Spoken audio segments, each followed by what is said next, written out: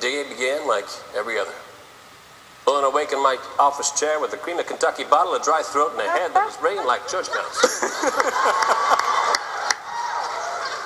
So I figured I'd kill two birds with one stone with a little hair that dog would bit me. Martha, Joe's irreverent secretary, enters and starts to straighten Joe's collar and tie. Why keep an apartment when you drink yourself to sleep at the office every night? This way I'm never late for work. Say, what gives anyhow? You may have a potential client, so be nice. I'd like to see you make next month's rent if you don't mind. In walks Sally Schofield, Alexis, ever so slight southern accent, wearing a simple dress and a T-strap shoes. Yep, just like another day on the Isle of Manhattan, until she walked in with the case that changed my life. Wearing T-strap shoes and a country suit, I could tell that redhead was a hick fresh off the car. I always had a problem with that, Terrence. Okay. Hello, I'm Sally McQueen. Schofield. Sorry, I'm a newlywed and still getting used to the name. Joe Flynn, Mrs. Schofield. What has you knocking on my shingle? I talked my husband and honeymooning up here in the Big Apple, but not just because I wanted to climb skyscrapers and see Broadway shows. You see, I had myself another reason. I'm looking for my big sister, Vera McQueen. There was bad blood back home. Vera ran off 2 years ago with dreams of being a showgirl up here in the big city. She send any wires, postcards, anything with a return address? Can you find her, mister? Mama's sick and she doesn't have long. Well, of course. Of course he can. For $15 a day, plus expenses. Sally smiles and pulls a photo of Vera, a.k.a. Beckett, from her purse and slides it over to Joe. Only thing is, could we keep this quiet? Like I said, there's bad blood back home, and if Vera finds out from a stranger the family's looking for her, it might push her father away.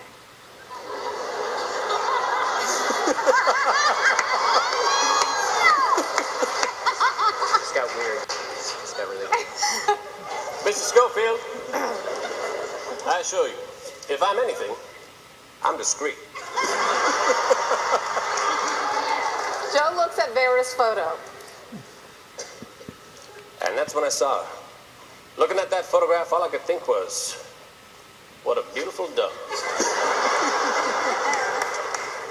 We cut to the interior of Pennybaker Club, backstage night, 1947.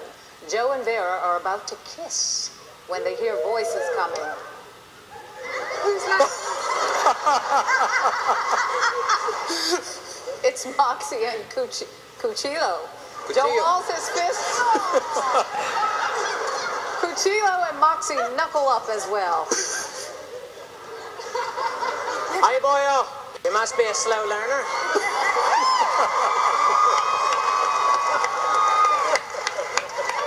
And just as Joe is about to throw a right hook, Betsy Sinclair, fresh off her set, walks over.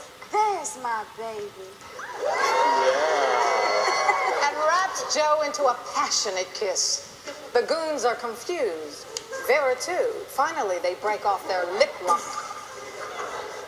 It's with you, Mrs. Sinclair. Yes, and I don't appreciate you lugs mopping the floor with him the other night. All for nothing. But you need to keep this on the hush-hush.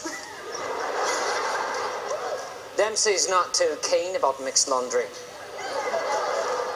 He likes to keep the colours separated from the whites. No.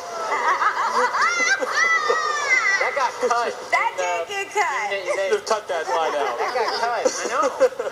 I know. It was the era. It got cut. I know. Yeah, I know. Then let's keep it our little secret. What do you say? Don't worry, Miss Sinclair. Keep it sealed up like a can of cafe. The goons exit. Joe and Vera let out sighs of relief.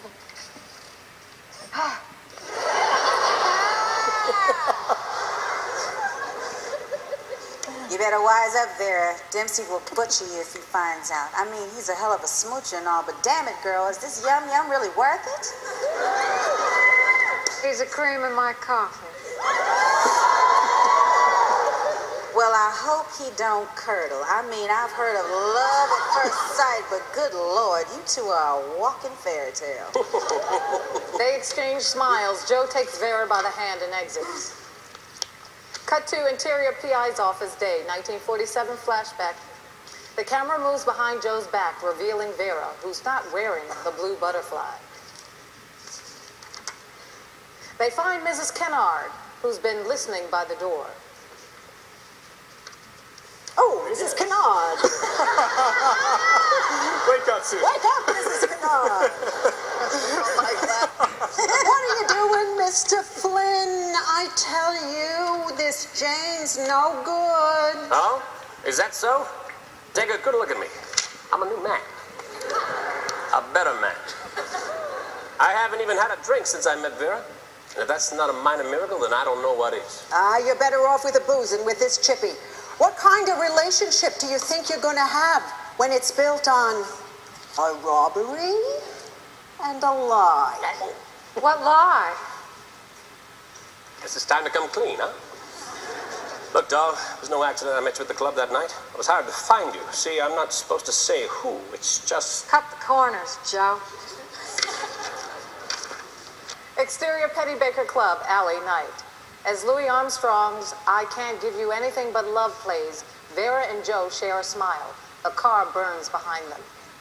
Joe, tell me you love me. Always. Yeah!